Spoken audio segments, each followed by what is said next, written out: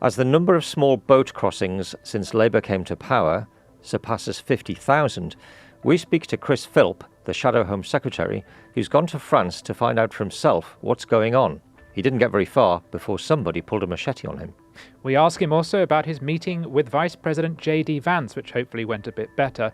He's being diplomatic about it, but it's obvious the Tories are now aping the Republicans on immigration. I was talking to some migrants, explaining to them entering the UK by small boat is illegal, which they didn't really seem to care about very much.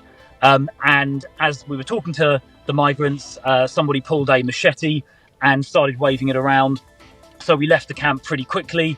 And then as we were leaving, we also got pelted by glass bottles, which narrowly missed us. And then as we were driving away, the car we were in got pelted as well. So it was a slightly hair-raising experience. Chris Philp, Shadow Home Secretary, thank you for joining us on the Daily Tea. You're in Calais at the moment. Something happened to you this morning. Can you tell us what's happened?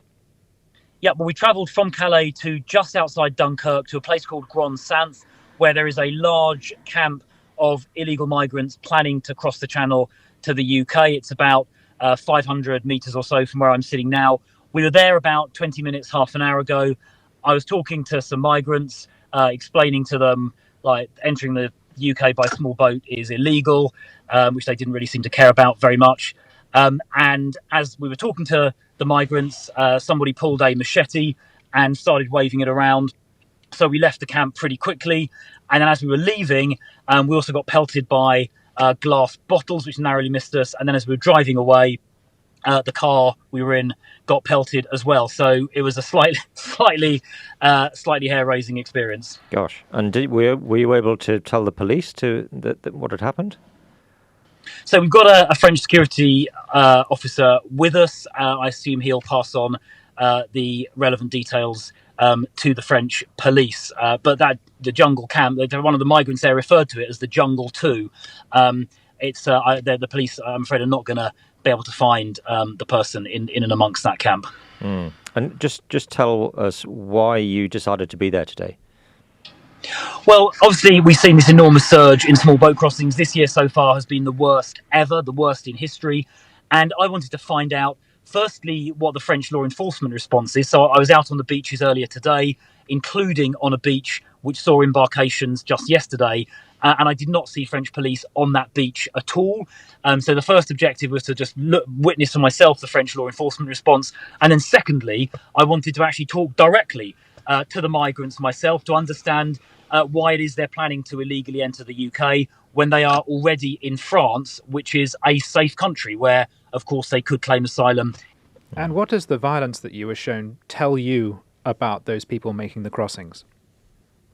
Well, I'm afraid to say it does suggest that at least some of the people making those crossings are willing to use violence and are, unfortunately, likely to commit offences upon arrival in the UK. I'm not, of course, saying that applies to everybody, but it certainly applies to a fair proportion. And, I've just witnessed with my own eyes just, 20 minutes, half an hour ago, what that means on the ground in practice. And to be honest, someone who pulls a machete out and waves it around, I don't want that person to be in the UK, to be quite honest. No. It's reported that you've met with J.D. Vance, who, of course, is number 2 in an administration which is very tough on immigration. How did your meeting go with him? What did you talk about? Well, it was a private meeting, so I don't really want to get into the details of what was discussed. But it was a very friendly and constructive meeting. But I don't want to. That's a very diplomatic answer. But do the Tories take any inspiration from what Mr. Vance's administration is doing?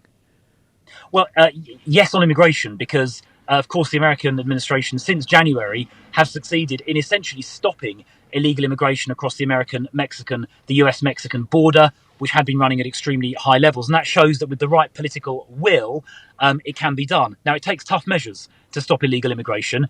And I think this is a crisis of sufficient severity that those tough measures should be taking, which ought, in my view, to include removing immediately upon arrival anyone who enters the UK illegally and return them either to their country of origin or, if that's not possible, some third country, for example, Rwanda. And I think Keir Starmer made an enormous mistake by cancelling that Rwanda scheme last year, just before it was due to start, and without a replacement plan.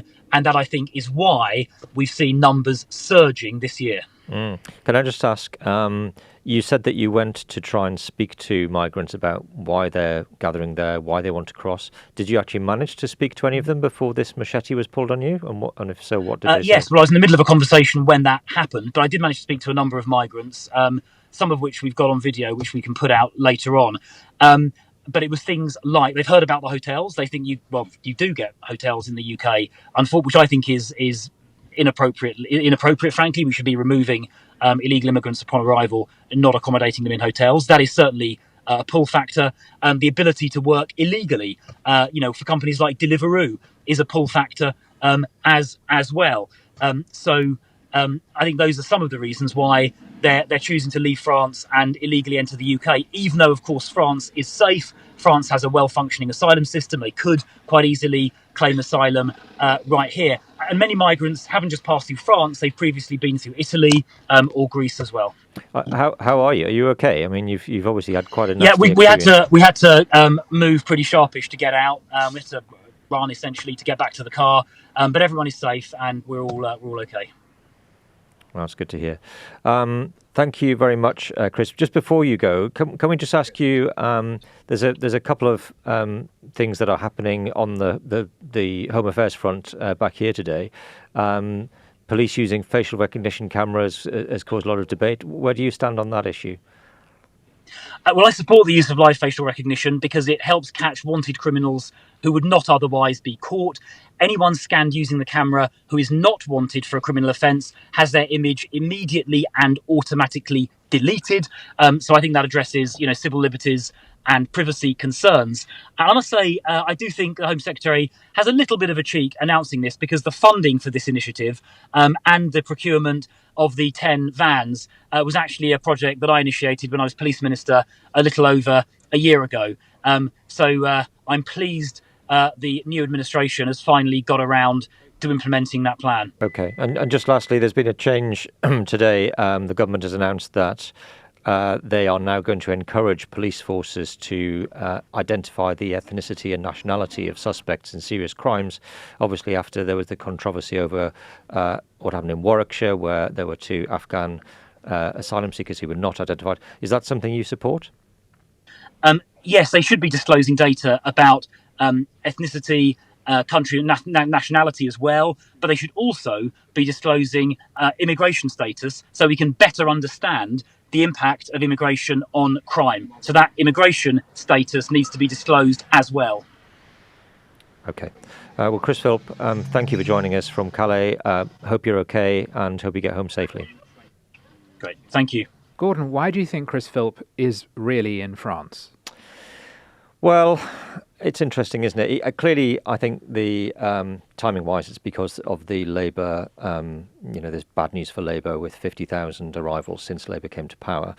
But it does feel very much as though he is borrowing from the sort of Robert Genrich playbook by being sort of the man on the spot, trying to do TikTok videos, perhaps, doing some sort of almost like reportage. Genrich started this right with videos about fare dodging. Exactly. So we saw Genrich going to tube stations and confronting people who were jumping over the barriers and saying, "Why are you doing this? Do you think that's acceptable?"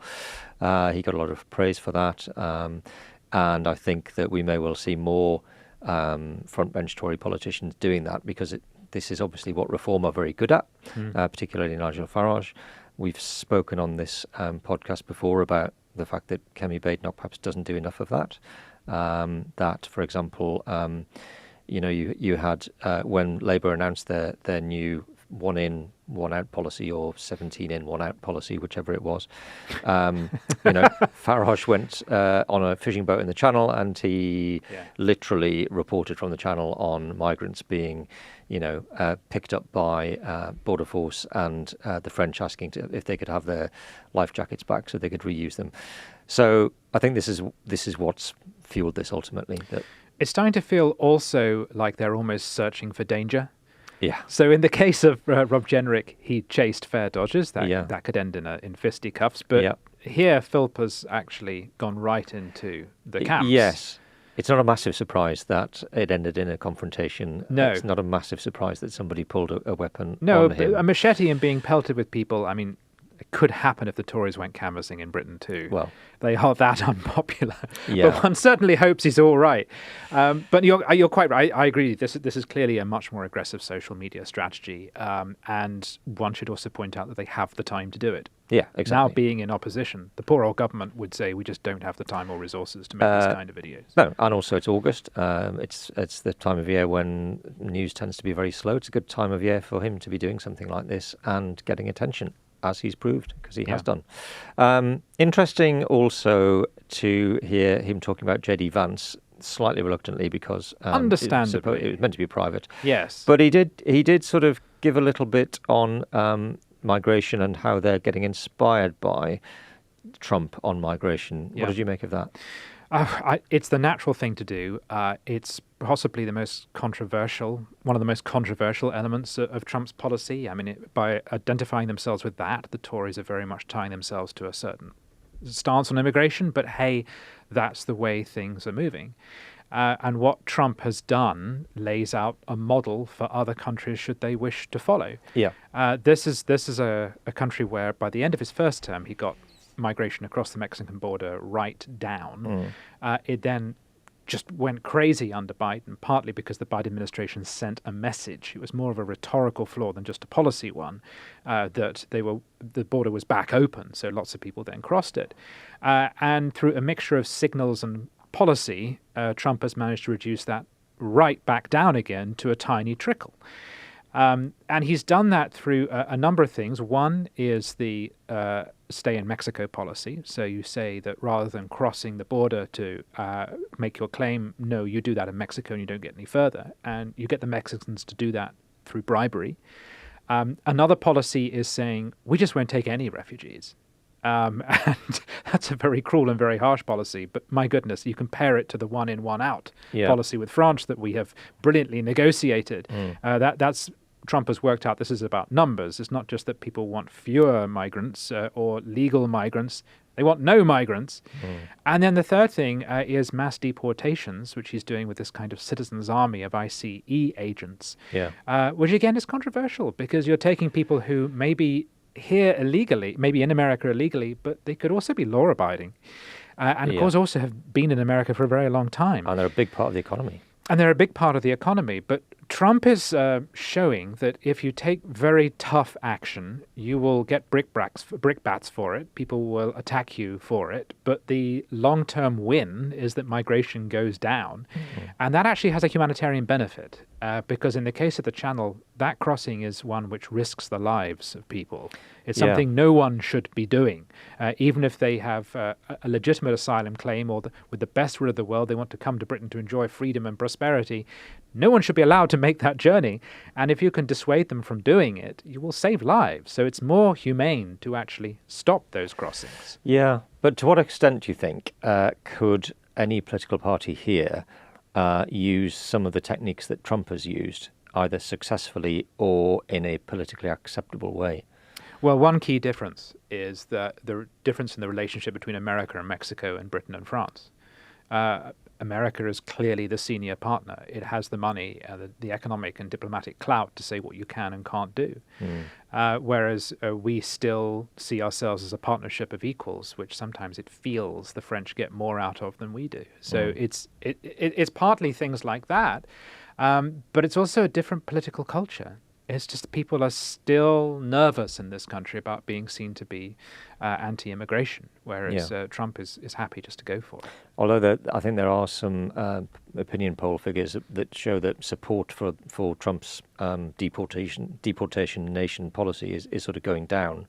I don't know, but I'm guessing that's partly because people are, we talked about the effect on the economy. The number of people in the sort of grey economy in America is just enormous, isn't it? And especially in places like California and New York, I'm afraid the truth is that people who are in the country illegally do pretty much all the sort of, tougher jobs, cleaning jobs, gardeners. Everybody in California has a Mexican gardener, and a cleaner and a housekeeper and all of those things.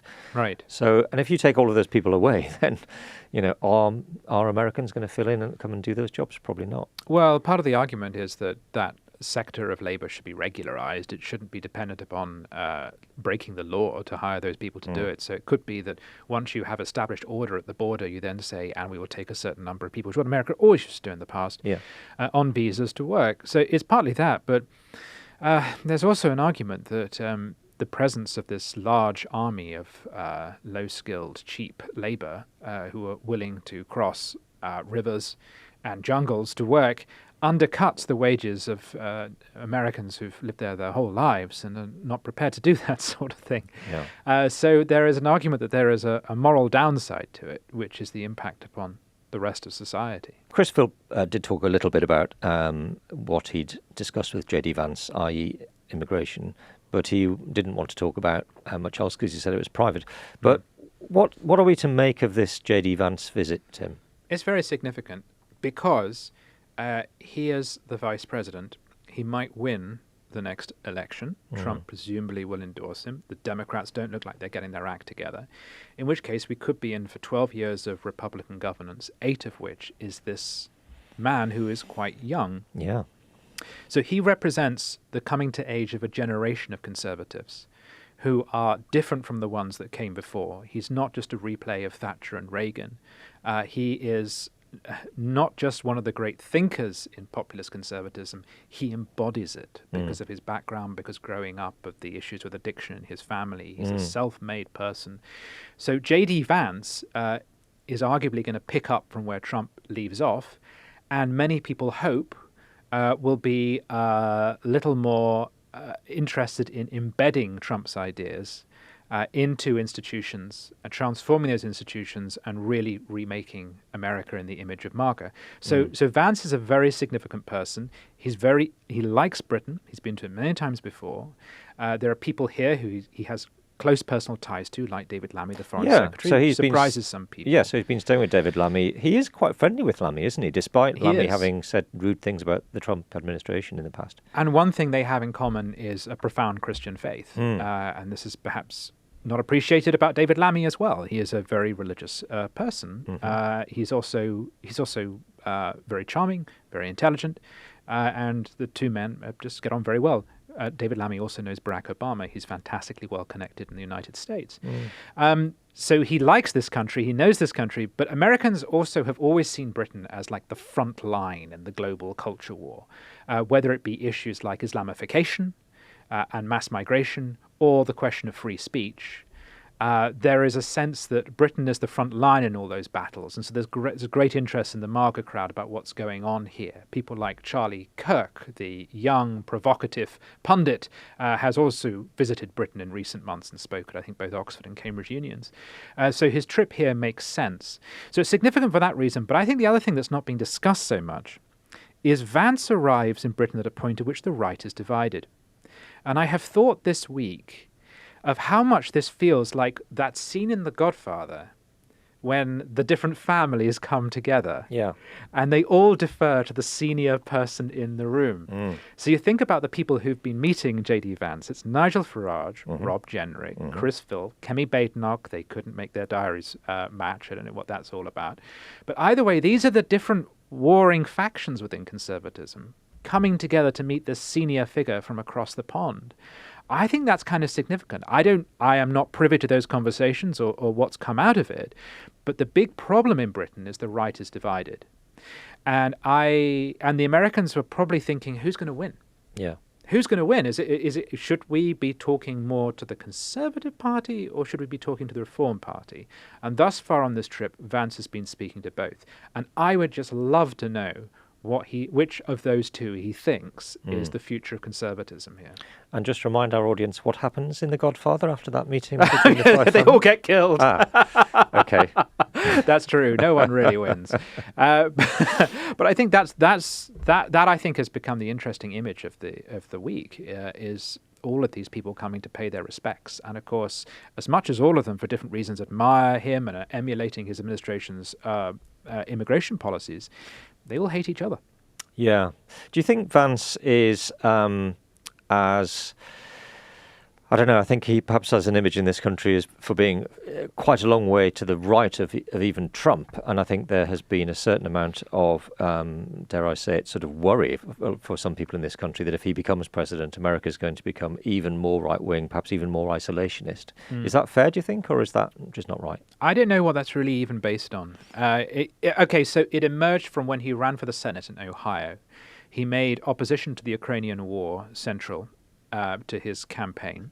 He got Trump's endorsement, despite previously having criticized Trump very strongly. He got Trump's endorsement.